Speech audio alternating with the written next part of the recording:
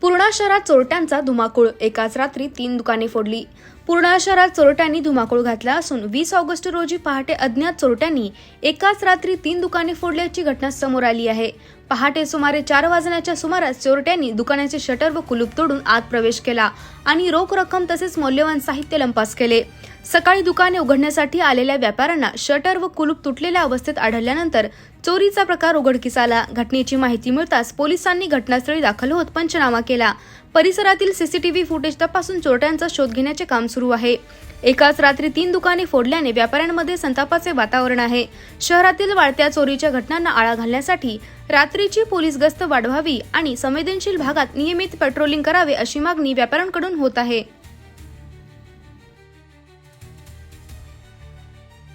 माझं नाव विशाल सावंत आहे. आज सकाळी 9च्या दरम्यान माझ्या दुकानावर काम करणाऱ्या मुलाने मला कॉल केला की आपल्या दुकानाचे दोन्ही कुलप उघडलेली दिसायली आणि कुलूप नाही, दुकान उघडं दिसायले आणि बाजूला चोरी झालेली आहे.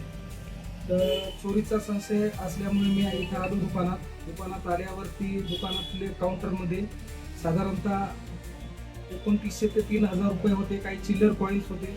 ते सर्व पण आहे ना चोरट्यांनी आहे ना घेऊन गेले.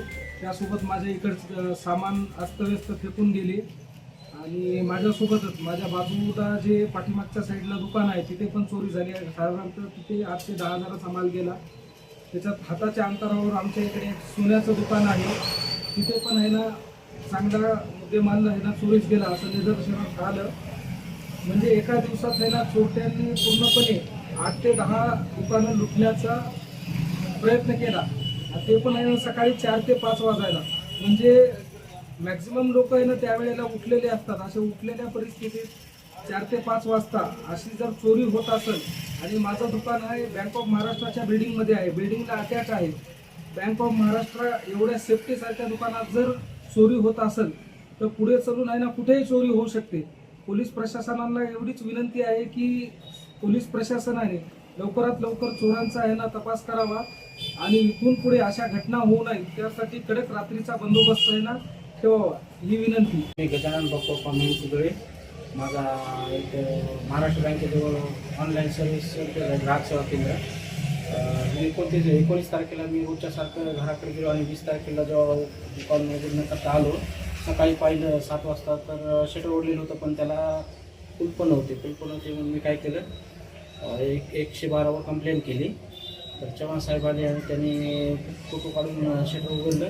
माझ्या दुकानामधून गल्ला फोडून जिल्ह्यातून 4800 रुपये नोटा होत्या ज्या की थोड्या चिकटलेल्या होत्या, अशा फाटक्या बंडलमध्ये होत्या त्या नोटा होत्या आणि 3000 रुपये चिल्लर. असं मला एकूण 4800 आणि 3000 म्हणजे मला चोरी गेलेला आढळला मला. त्यानंतर मी सरलावच्यामध्ये दुकान चालू केलं. संत कप्पा ज्वेलर्स. मी हनुमान काळवांडे. माझे दुकान महावीर नगर येथे आहे. तरी मी सकाळी रोजच्या वेळेनुसार 10-10:30 वाजता आलो इथं आणि पाहतो तर माझ्या शटरचे दोन्ही लॉक तोडलेले होते. तर मी पाहून हे केलं, शटर उचलून मधात आलो तर पाहतो तर माझ्या ड्रॉपमधले सोन्या चांदीचे दागिने चोरांनी लंपास केले होते.